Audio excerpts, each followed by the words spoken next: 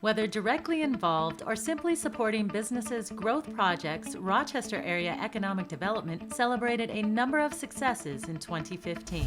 Well, this year actually was a good year for RAEDI and our role in helping to diversify the local economy. RAEDI's primary goal of attracting, growing, and retaining base business showed no signs of slowing down last year. We were fortunate enough to facilitate over $100 million worth of projects this year. That's private investment dollars in local area projects, and created 225 new jobs. And RAEDI did so efficiently. RAEDI's $1.3 million operating budget equates to $77 of private investment for every dollar spent on operations. This results in a cost of approximately $5,800 per job created. That's almost half the federal standard cost of $10,000 per job. The 504 Loan Program and the Economic Development Fund provide additional options for RAEDI to help finance the growth of area businesses. We had about $27 million worth of small business loans that were made to 17 area businesses during the year. These are fixed asset loans that helped them grow their businesses. The Mayo Clinic Business Accelerator opened its doors to entrepreneurs and startups 3 years ago and underwent an expansion at the end of 2014. It's fair to say that there's more activity, more entrepreneurial activity and energy now than it was a few years ago. And I think the Accelerator has played a good part of it.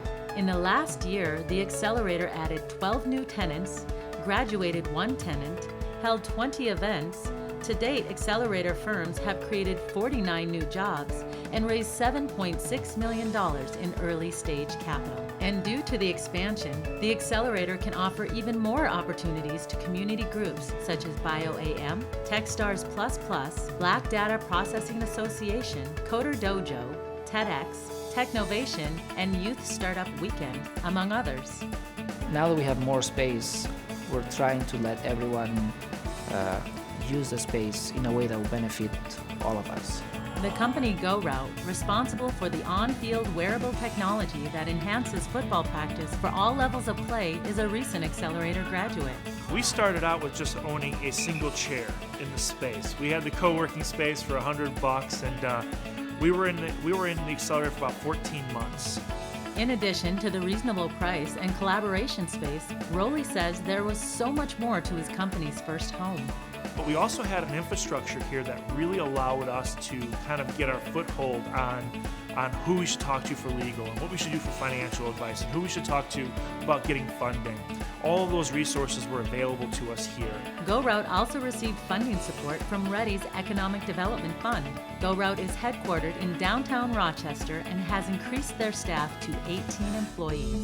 The API, or Advanced Product Incubator, is a GMP facility. And what that means is that this is a facility that has the capability to manufacture drugs that will go into people, so clinical grade material that we could actually use to treat patients. By focusing on regenerative medicine, the plan is to create solutions that are low cost and accessible to all patients. So the vision with Advanced Product Incubator was, well, we know a lot about stem cells, we know how they work. Why not figure out how to bottle that up and put it on the shelf like aspirin? And once the initial idea was agreed upon, it didn't take long to build out the GNP space. Through collaboration with RAEDI, the city, and actually individuals within the city, the groups that do construction and architecture, we were actually able to design and build it out over the course of nearly 12 months. Dr. Bafar says he anticipates manufacturing a GNP product by second quarter of this year. 6 years ago, RAEDI invested in Regen Theranostics, a company that makes induced pluripotent stem cells for the research community. A pluripotent stem cell is what an embryonic stem cell is. And so when embryos are formed and develop, they develop brain tissue and heart tissue and all the different tissues of our body. We use a technology that makes a similar type stem cell, but it does it from adult skin tissue. The demand for Regen's service resulted in quick growth. The company realized it needed a larger space, and once again, RAEDI stepped up with an investment. We were at the Bio Business Center for 5 years, and then we moved here this past July. Nelson takes the company's expansion in stride and looks forward to the future. And it's always about growing and doing the next thing, because There isn't an option other than to grow. Rochester has a long history of angels supporting startup ventures, both in the tech and medtech industries. Last year I was asked to join the Journey to Growth Entrepreneur Committee, co-chairing with Jim Rogers. And one of the first things we started talking about was how could we increase that activity and how could we get information out to angel investors that are interested in learning about what startup opportunities are available for them to consider. After much collaboration between RAEDI and the Journey to Growth Partnership, a new angel fund was created called the Southeast Minnesota Capital Fund. You know, we're working with Southern Minnesota Initiative Foundation and Owatonna, the group in Red Wing Ignite, who's been part of the committee, and including all opportunities, both from an angel investment standpoint and a startup standpoint, within the Southeast Minnesota area. The group hopes to bring in initial angel investors and kick off the first meeting in early 2016.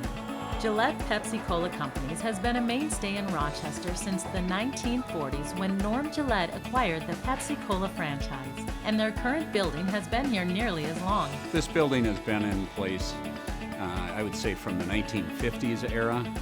It's been expanded several times over the years. About 10 years ago, we added on about a 20,000 square foot addition to our warehouse, trying to meet the increasing demands of needing additional space for new products. Finally outgrowing their space, the company was faced with relocating their facility.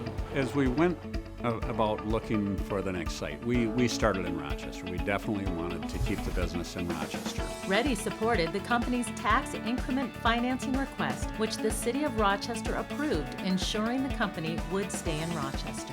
We were fortunate that the city was very supportive of the business, and they wanted to keep the business in the city as well. All 127 employees are planning to move into the new facility by the end of summer.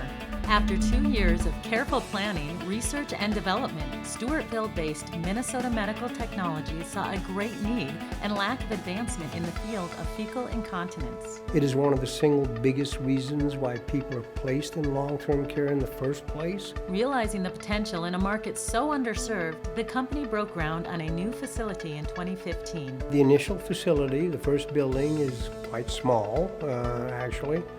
It's about 6,500 square feet. The building will house a pilot production line that can manufacture low-volume device production of approximately 10 million devices annually. We would look at putting up additional buildings next to it, and the follow-on production lines would be significantly bigger. The facility is slated for completion by the end of March, and the company hopes to house about a dozen employees in the first year. 2015 also kicked off Journey to Growth, a 5-year economic development plan created to diversify and strengthen the regional economy. I think when you look at the size of the endeavor and the organization that it requires to launch something like this, the fact we have 10 committees, 20 co-chairs, you got to populate those committees with working volunteers and doing the work. We've come a long way. In the past year, nearly 150 volunteers from across the region have begun collaborating and working together.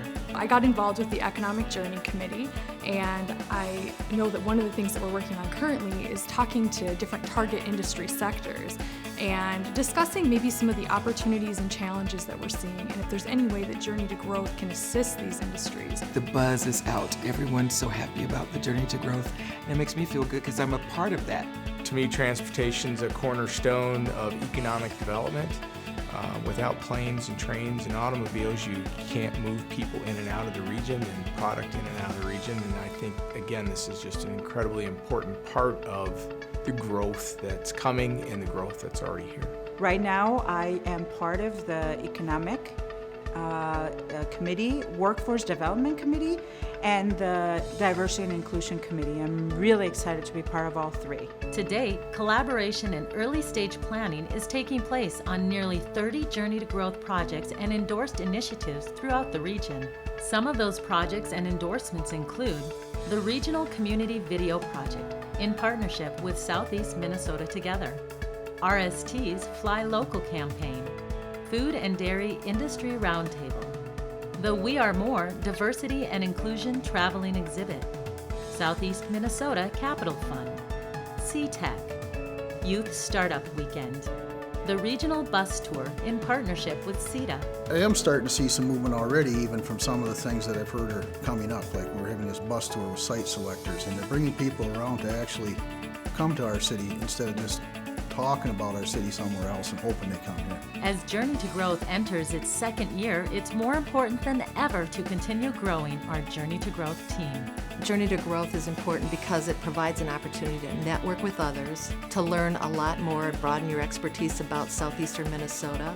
It allows you to partner with other cities or towns or counties. This is really a regional effort, and I think that communities, should look at themselves as being part of that region.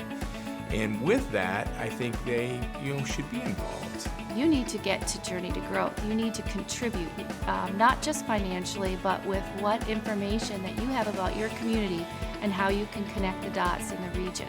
For all of us to succeed, we need to collaborate and we need to do it together. It's something we all need to take part in, because it's like they used to say, many hands will lighten the load, and if we all work together on this, I think it's going to benefit each one of us in one way or another.